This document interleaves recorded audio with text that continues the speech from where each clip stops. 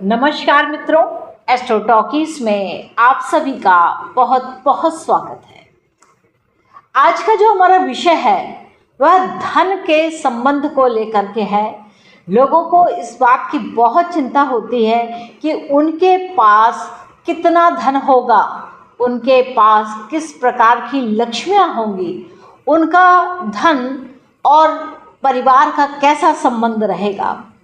तो ज्योतिष शास्त्र में इसको जानने के लिए हम D2 चार्ट को देखते हैं, जिसे होरा वर्ग कहा जाता है या D2 चार्ट कहा जाता है। यानी कि होरा, यानी कि अगर साधारण भाषा में कहें तो जो जातक की जो कुंडली होती है, उस कुंडली में द्वितीय भाव से संबंधित जितनी भी चीज़ें होती हैं, यानी कि जैसे उसका धन कैसा है, कितना है, किस प्रकार से आएगा, जातक खाता क्या है, किस प्रकार का भोजन उसे पसंद है, वह क्या चीज़ें खा लेता है, उसका परिवार कैसा है, इस विषय में ये समस्त प्रकार की जानकारी हमें D2 चार्ट से मिलती है, यानी कि होरा वर्ग से मिलती है। तो होरा वर्ग क्या है, यहाँ पर होरा को अगर देखें तो दो प्रकार से कहा गया है। एक राजा और रानी, यानी कि सूर्य की होरा कही गई है और चंद्र की होरा के विषय में बताया गया है। तो यहाँ पर क्या होता है कि कुछ के जो अंशा रूरल्स होते हैं वह देव कृपा से होते हैं, और वहीं पर कुछ के जो अंशा रूलर्स होते हैं वह पितृ की कृपा से होते हैं। तो यहाँ पर जो दृष्टिकोण है कि होरा वर्ग को समझना कि इसमें कृपा, किसकी कृपा से आपके पास धन संचय हो रहा है, पितृ के कर्म की कृपा से हो रहा है, या पितरों के आशीर्वाद से आपके पास धन संचय है, या आपको तमाम प्रकार की लक्ष्मियां प्राप्त हैं, या देवताओं के द्वारा, यानी कि कुछ देव कर्म करके आप उस चीज़ को प्राप्त कर लेते हैं, यानी कि उस प्रकार की लक्ष्मियों को प्राप्त कर लेते हैं। ये बहुत ही रोचक विषय है। यहाँ पर यह ध्यान रखना चाहिए, चाहे देवता हो या पितृ हो, उनका नित्य सम्मान, यानी कि जो भी कुछ आपके ऊपर कृपा है धन लक्ष्मी के रूप में, वह सब या तो पितृ के द्वारा आ रही है या देवताओं के द्वारा आ रही है। तो इस बात का अवश्य ध्यान रखें कि इनका कभी भी आपको यह नहीं भूलना चाहिए कि इनकी कृपा को आप बिसरा दें। तभी कहते हैं कि अगर आप दीपक जलाते हैं तो पितरों के नाम का भी एक दीपक अवश्य जलाइए, जिस प्रकार से उनकी कृपा हमेशा आपके ऊपर बनी रहे। तो होरा वर्ग में क्या है कि इसमें धन, संपत्ति और आर्थिक स्थिति का अध्ययन किया जाता है। विशेष रूप से चंद्रमा और सूर्य की स्थिति आधारित होता है। इसे आमतौर पर होरा चार्ट के नाम से कहा जाता है, या होरा कुंडली भी कहते हैं।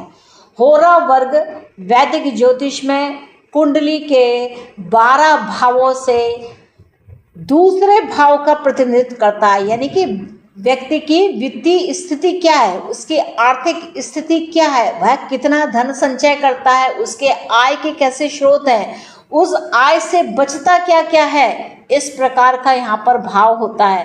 तो यहाँ पर अगर कुंडली के 12 भावों को देखें, देखिए जो होरा निकालने की जो विधि है, यहाँ पर कहते हैं कि 30 डिग्री के मान को 2 बराबर भागों में बांटते हैं, यानी कि 15-15 डिग्री का मान होता है।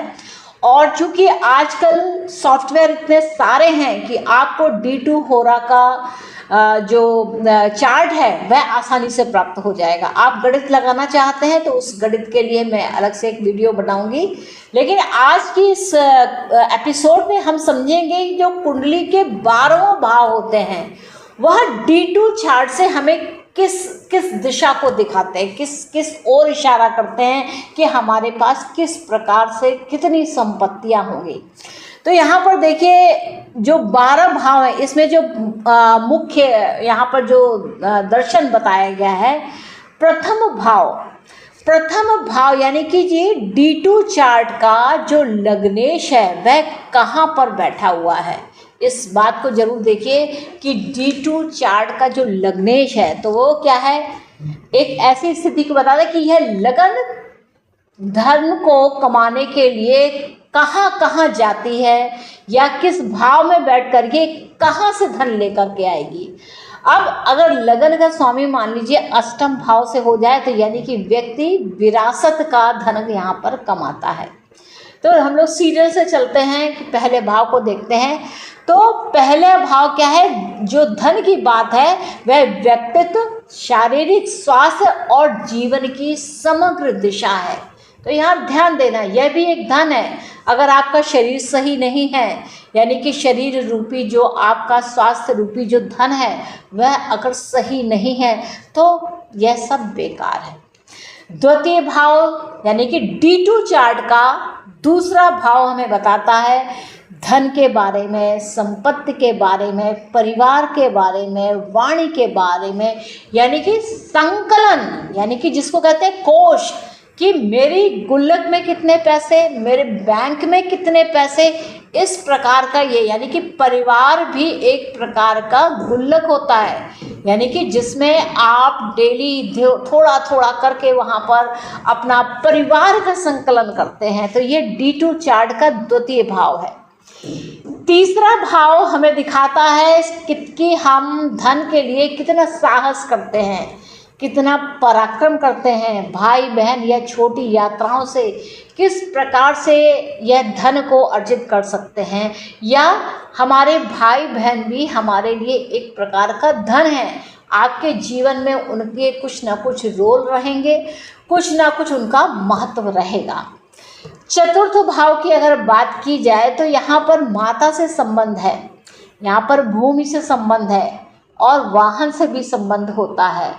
यानी कि जो लक्ष्मी है वह चर अवस्था की भी है और अचर अवस्था की भी है, यानी कि जिसमें वाहन जो चर अवस्था में आते हैं और मकान वगैरह जिसको कह सकते हैं अचल संपत्ति के रूप में। अब चतुर्थ भाव में अगर ग्रहों का एकत्रीकरण हो जाए तो व्यक्ति के पास तमाम प्रकार के मकान, जमीन, जायदाद, गाड़ियाँ, वाहन, सुख, सौंदर्य सभी कुछ प्राप्त होता है, क्योंकि यह कहीं ना कहीं धन के सुख का भी भाव है। तो इस प्रकार से यह चतुर्थ भाव सुख देता है प्रॉपर्टीज का। पंचम भाव से अगर बात की जाए, D2 चार्ट के पंचम भाव को अगर देखा जाए तो यह शिक्षा को बताता है, संतान के बारे में बताता है, सृजनात्मक क्षमता के बारे में बताता है कि आप अपनी क्रिएटिविटी के द्वारा किस प्रकार से धन का अर्जन कर सकते हैं। आपको धन आ रहा है तो कहाँ से आ रहा है? आपकी क्रिएटिविटी के द्वारा आ रहा है, आपने कुछ सृजनात्मक क्षमता है उसके द्वारा आप इस धन को कमा पा रहे हैं। अब षष्ठ भाव है, षष्ठ भाव में क्या है देखिए, D2 चार्ट है और छठा भाव है।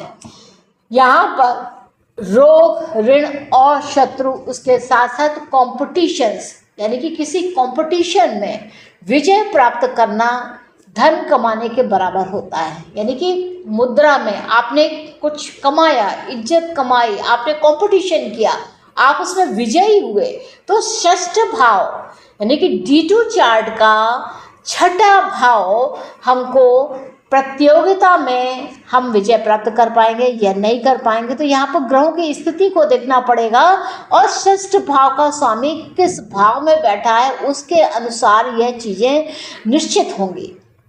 सप्तम भाव की बात की जाए तो यह पहले साझेदारी आ जाती है, आपके विवाह हो जाता है, जीवन साथी हो जाता है, व्यापार की चीज़ें हो जाती हैं। इन चीज़ों के द्वारा आप क्या अर्जन करते हैं, यानी कि जीवन साथी के द्वारा या आपका पार्टनरशिप में आप किस प्रकार से धन कमाएंगे अथवा नहीं कमाएंगे। तो यहाँ पर कुंडली के उस भाव को देखना पड़ेगा, सप्तमेश की स्थिति को देखना पड़ेगा, यानी D2 चार्ट को। यहाँ स्पेशली ध्यान करना है कि D2 चार्ट में सप्तम भाव यानी कि D2 यानी कि धन के मामले में, फैमिली के बारे में, वाणी के मामले में आपका जीवन साथी या आपकी पार्टनरशिप्स कितना सहयोग करती है। यहाँ पर अगर किसी ग्रह की उपस्थिति होती है तो विशेष प्रकार के परिणाम मिलते हैं। अष्टम भाव क्या दिखाता है? विरासत का बताता है कि यानी कि आपको विरासत में क्या मिल रहा है। यहाँ पर अगर कुछ ग्रह है तो आपको और उसकी महादशा या अंतर्दशा भी आ जाए, ऐसा ना हो कि आपको कुंडली में विरासत तो मिल रही है लेकिन उसकी कभी दशा ना आए।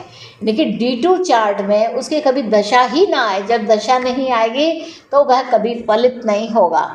तो अष्टम भाव मृत्यु देता है, गुप्त बातें, अनपेक्षित घटनाएं होती हैं, एक्सीडेंट से ही अचानक से लॉटरी हो जाए, अचानक से कोई किसी की मृत्यु हो और आपको अचानक से उसकी विरासत का सुख मिल गया। तो इस प्रकार की चीज़ें D2 चार्ट के अष्टम भाव से देखनी चाहिए। नवम भाव क्या देता है? आप उच्च शिक्षा के द्वारा धर्म की बातें करके, धर्म के लिए कर्म करके, दीर्घ यात्राओं को करके आप यहाँ पर धन के मामले में आप लकी हो सकते हैं। दसम भाव की अगर बात की जाए तो यह करियर को बताता है, पेशा को बताता है, समाज की स्थिति को बताता है, आपके पिता के घर के बारे में बताता है। तो यहाँ पर अगर कोई ग्रह स्थित है, यानी कि दसम भाव, D2 चार्ट का दसम भाव अगर यहाँ पर उपस्थित है, और देखना होगा कि उसका अंशा रूलर क्या है, क्या वह पितृस के द्वारा उसका अंशा रूलर है या आपके देवताओं के द्वारा वह रूल होता है। तो यहाँ पर ग्रहों के अंश रूलर को अवश्य देखना होगा कि उनके अंश का स्वामित्व किसके पास है। तो यहाँ पर यह सामाजिक प्रतिष्ठा को दिखाता है, और यहाँ पर ऐसा दिखाई देता है और दिखता भी है सामाजिक रूप में कि व्यक्ति के पास इतने प्रकार की लक्ष्मियाँ हैं। एकादश भाव क्या करता है कि आपकी इच्छाओं की पूर्ति करता है। आप जिस प्रकार की इच्छा करते हैं वह पूर्ण हो जाती है। बड़े भाई बहन दिखाता है, कजिन्स दिखाता है, तमाम प्रकार के लाभ। आपने जहीं हाथ डाला वहीं पर लक्ष्मी हो गई। इस प्रकार का भाव होता है D2 चार्ट के 11वें भाव को लेकर। अब बात आती है 12वें भाव की, यानी कि D2 चार्ट के 12वें भाव की स्थिति क्या होती है? व्यय हो जाना, हानि हो जाना। अब खर्चा किसका हो रहा है? ये D2 चार्ट है, यानी कि परिवार का चार्ट है, यानी कि धन का चार्ट है, यानी कि कोष कलेक्शन का चार्ट है, और उसकी हानि होनी, यानी कि वो चीज़ चली जा रही है। तो वह चली जा रही है, इसमें इस प्रकार से वह खर्च हो जा रहा है, व्यय हो रहा है, हानि हो रही है, और इस हानि के होने के कारण व्यक्ति के अंदर आध्यात्मिक ऊर्जा भी बढ़ जाती है, यानी कि व्यक्ति स्पिरिचुअल प्रैक्टिस की ओर बढ़ जाता है और स्पिरिचुअलिटी को प्राप्त करता है, यानी कि परिवार से अलग हो करके व्यक्ति स्पिरिचुअल लेवल को क्रॉस करता है।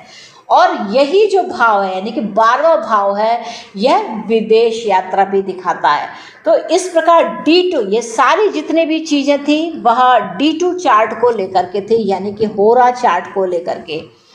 होरा जो चार्ट होता है यह विशेष रूप से धन और संपत्ति के मामले को लेकर के केंद्रित होता है, चाहे वह जल संपत्ति हो, चाहे वह अचल संपत्ति हो, वह स्त्री के रूप की संपत्ति हो, संतान के रूप की संपत्ति हो, माता के सुख सौख्य के रूप की संपत्ति हो, भाई बहनों के सुख सौख्य के रूप में संपत्ति हो, या मित्रों के रूप में संपत्ति हो। यानी कि D2 चार्ट जो है, यानी कि आपके ओवरऑल सभी प्रकार की संपत्तियों के बारे में बताता है।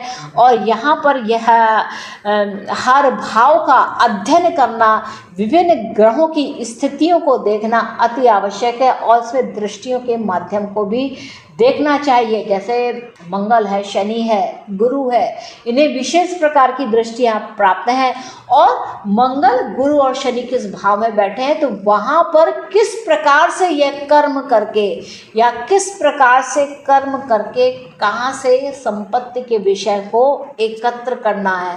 तो D2 चार्ट आपके सारे संकलन के बारे में बताता है, आपकी फैमिली के बारे में बताता है, आपका कलेक्शन कितना है। तो मित्रों, ये मेरा बेसिक कंसेप्ट है फॉर D2 चार्ट, यानी कि होरा चार्ट को लेकर के, जिसे फैमिली का चार्ट कह सकते हैं। और आशा करती हूँ कि आपको मेरा यह एपिसोड अच्छा लगा होगा। आपने मेरे इस एपिसोड को अगर एंजॉय किया है तो कृपया चैनल को लाइक कीजिए, इसको शेयर कीजिए, सब्सक्राइब कीजिए। मिलेंगे नेक्स्ट एपिसोड में किसी और विषय के साथ। तब तक के लिए नमस्ते।